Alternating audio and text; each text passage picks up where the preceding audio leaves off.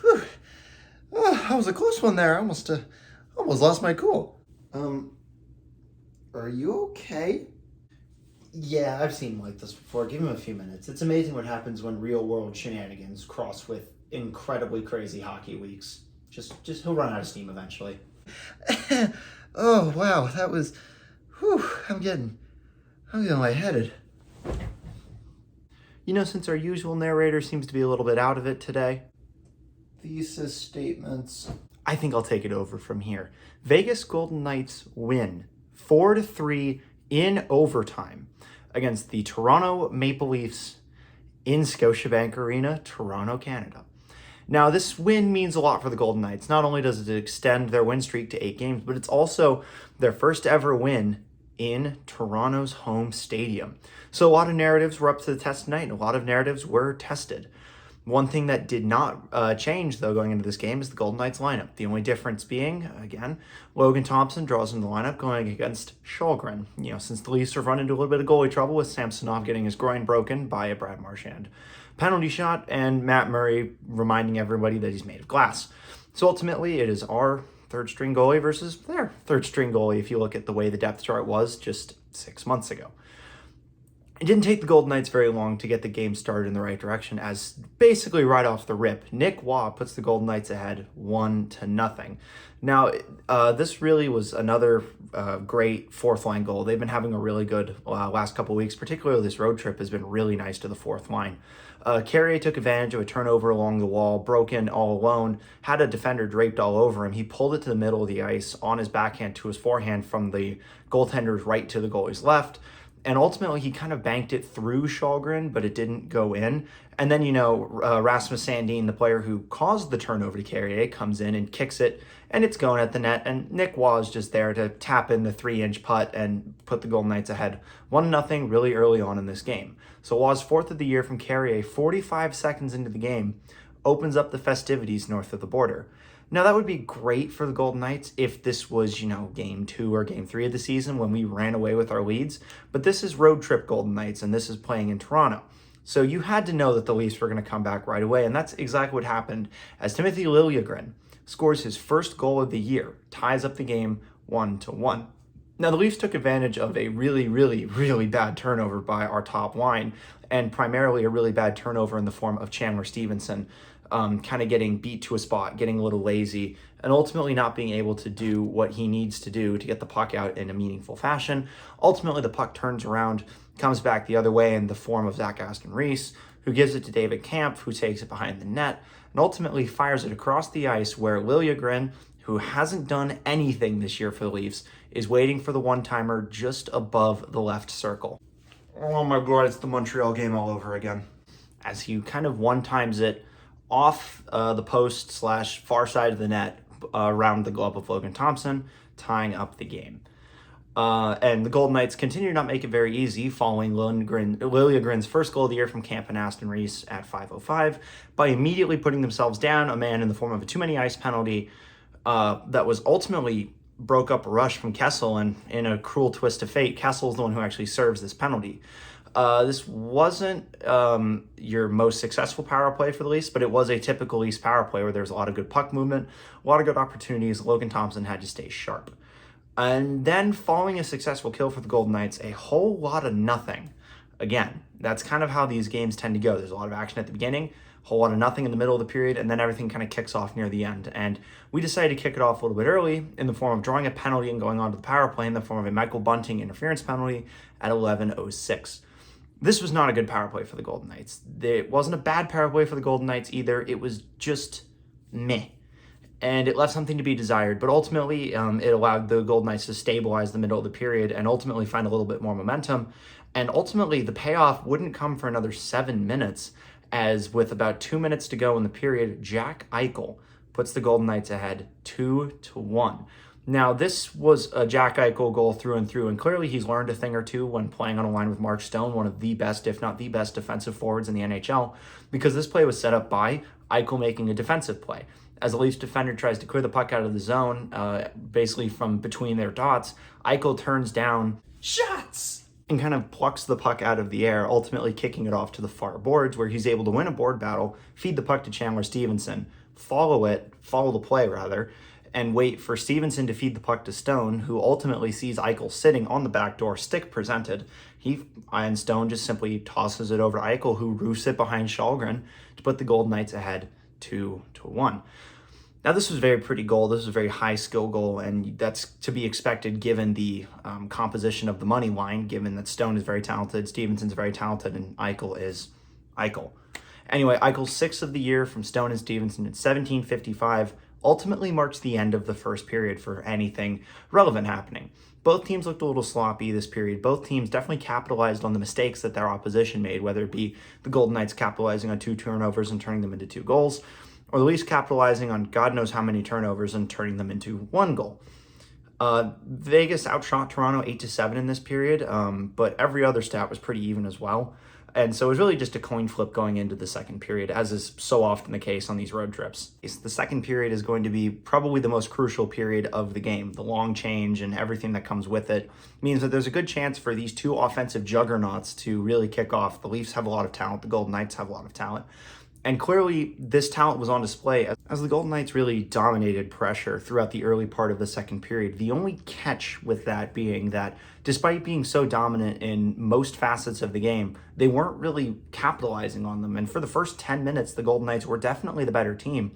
Unfortunately, all their chances came with either the wrong-handedness player, whether a pass was in the wheelhouse for a righty and it was to a lefty, or the majority of the good opportunities came with the fourth line on the ice. Now, I know the fourth line has been buzzing recently, but they are still the fourth line, and, we pay the rest of the team $60-some-odd million. I love Carrier, I love Waugh, I love Colasar, they're all great players, but to score a goal, I trust the other guys a little bit more, and that's just the way it was.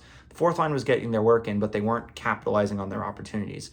And ultimately, this good start to the period would actually come back to bite the Golden Knights, as Mitch Marner would tie the game with probably the highest skill goal the Golden Knights have dealt with all season, as he basically took away the ankles of everyone in the middle of the ice. He's like, my ankle, and then snipe on Logan Thompson. So there's really nothing that could be done in any capacity to fix that. Marner's just an incredibly skilled player, and incredibly skilled players are going to make incredibly skillful goals from time to time, and that's just what we have to accept. So that's Marner's 3rd of the year from Matthews and Sandin at 13:50. And now that would be good enough for the Golden Knights, giving up 1 goal in the period, and I'd assume that the Leafs would be happy going into the third with a tie game. Unfortunately, they decided to press, as Timothy Liljegren would score his 2nd of the night, putting the Leafs ahead 3-2.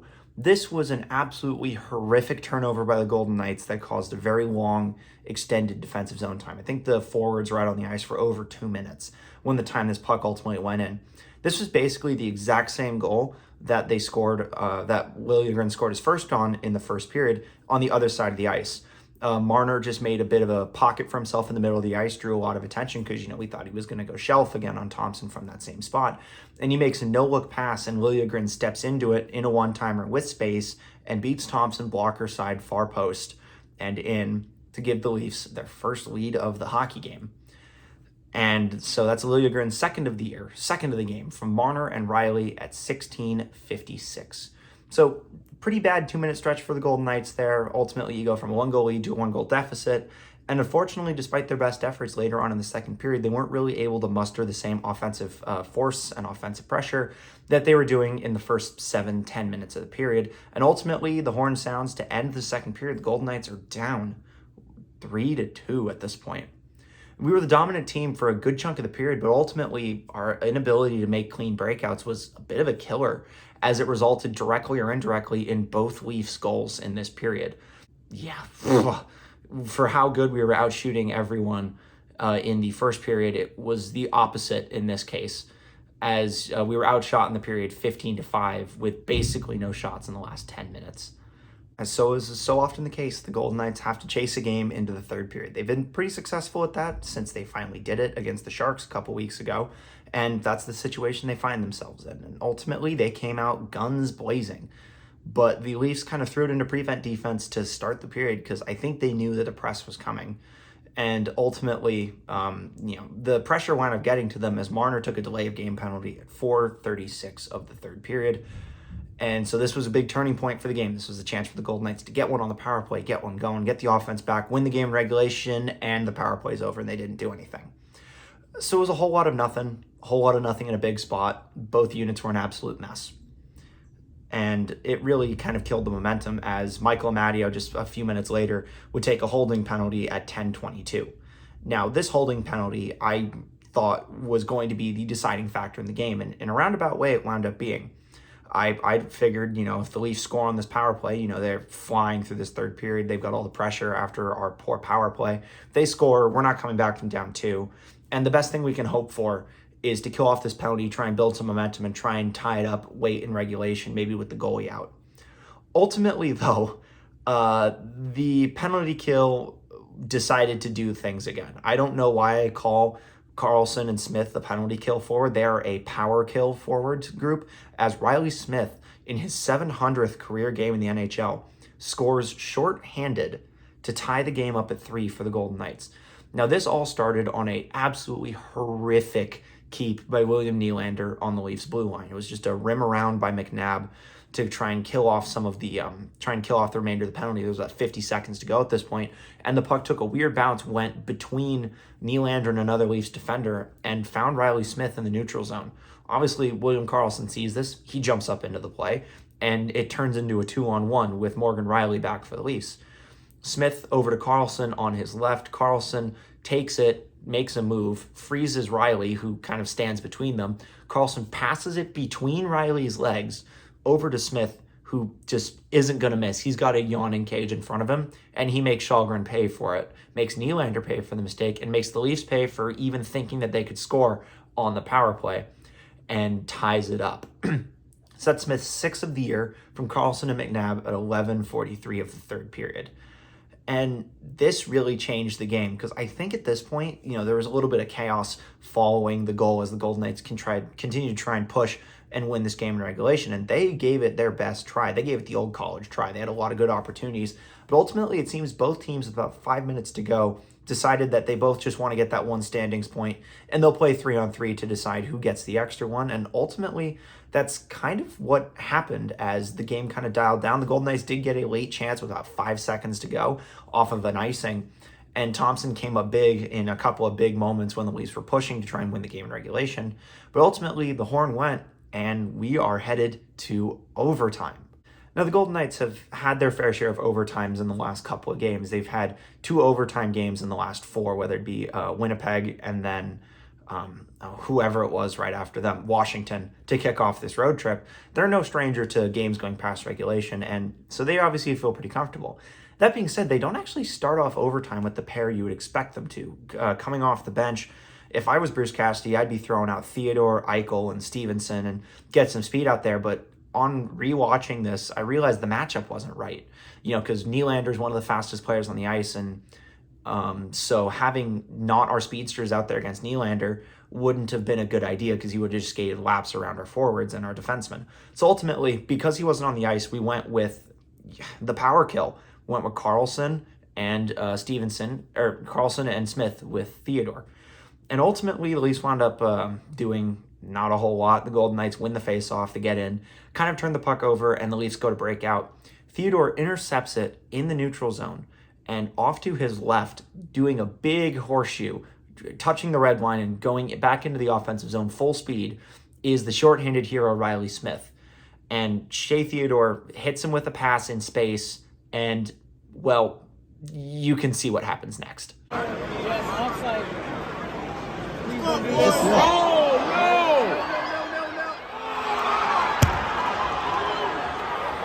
Sends the few and far between Vegas faithfuls home happy in Toronto with the 4-3 overtime winner.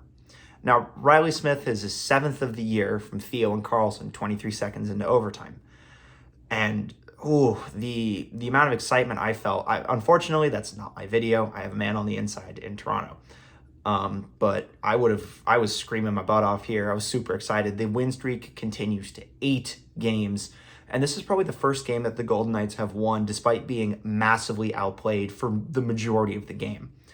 And so the fact that they came all the way back in the third period, got that shorthanded goal, found a way to get a point, and then get that second point is something that last year's Golden Knights just wouldn't have done.